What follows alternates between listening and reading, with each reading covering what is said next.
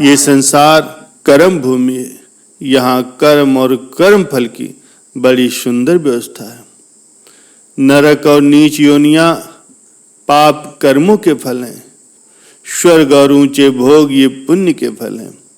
मनुष्य के जीवन में पुण्य और पाप दोनों का थोड़ा थोड़ा हिस्सा चलता रहता है, और जो जैसा करता है वैसा उसे उसका परिणाम भी मिलना तय है।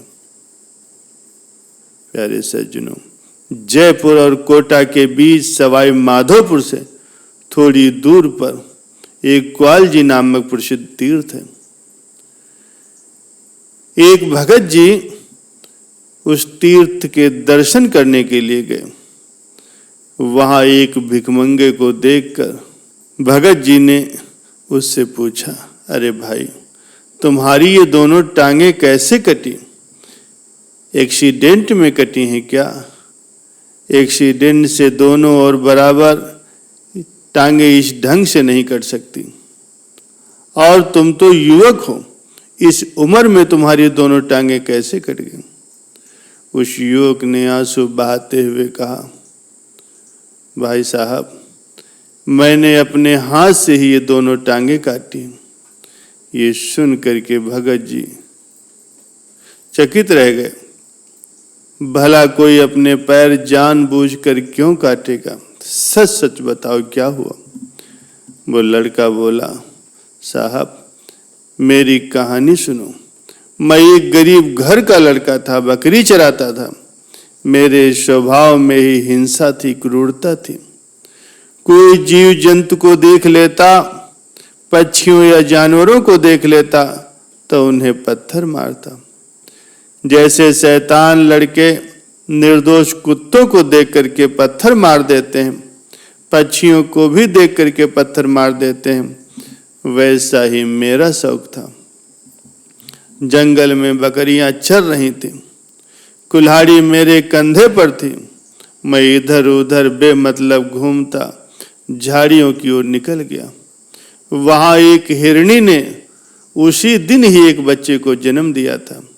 मुझे देखकर मेरी कुल्हाड़ी और क्रूरता से भयभीत हिरणी तो अपने प्राण बचा के वहां से भाग गई, लेकिन वो बच्चा नहीं भाग सका। मैं इतना क्रूर और नीच स्वभाव का था।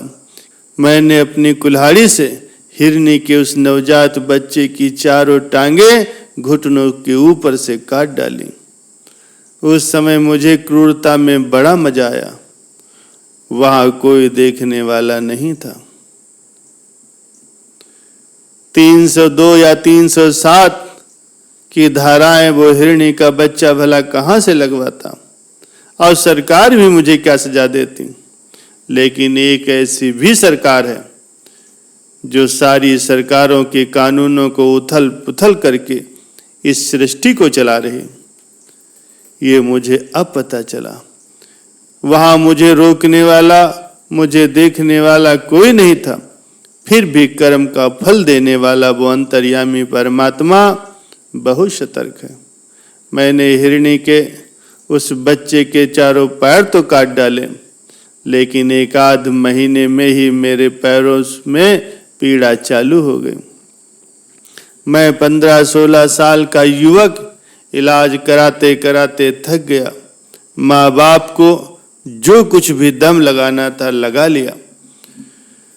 मैं जयपुर के एक अस्पताल में भर्ती करा गया। डॉक्टरों ने कहा, अगर इस लड़के को बचाना है तो उसके दोनों पैर काटने पड़ेंगे, नहीं तो ये मर जाएगा। मैंने दोनों पैर कटवा दिए। मैंने अपनी टांगे स्वयं ही काटी हैं।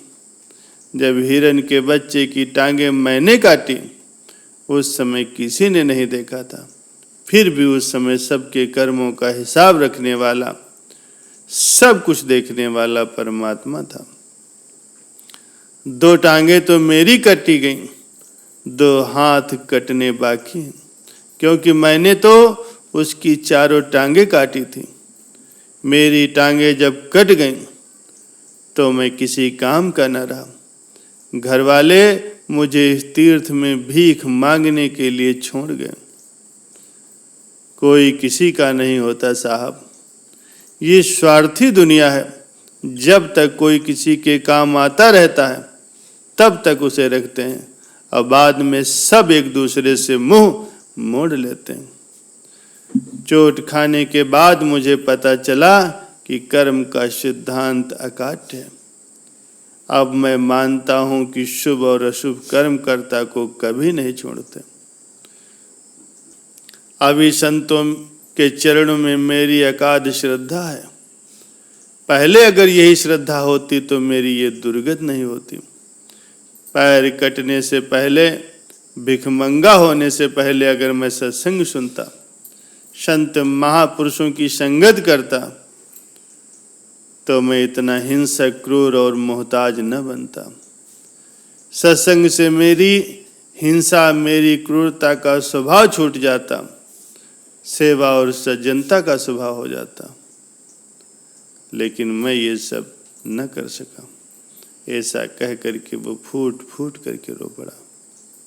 भगत जी ने उस लड़के की दीनहीन दशा को देख करके विचार किया कि वो सृष्टिकर्ता परमपिता परमात्मा कितना न्यायकारी है, कितना सक्षम है और कितना समर्थवान है। अपने अपने कर्मों का फल सबको मिलता है। अच्छे कर्मों का फल अच्छा और बुरे कर्मों का फल बुरा मिलता है। प्यारे सज्जनों, जीवन में कुछ भी बिना कारण नहीं होता। जो आप आज कर्म फल भोग रहे हो सकता है इसका बीज आपने बहुत पहले बोया हो और आप भूल गए हो। वही बीज आज पेड़ भर के आपके सामने खड़ा है।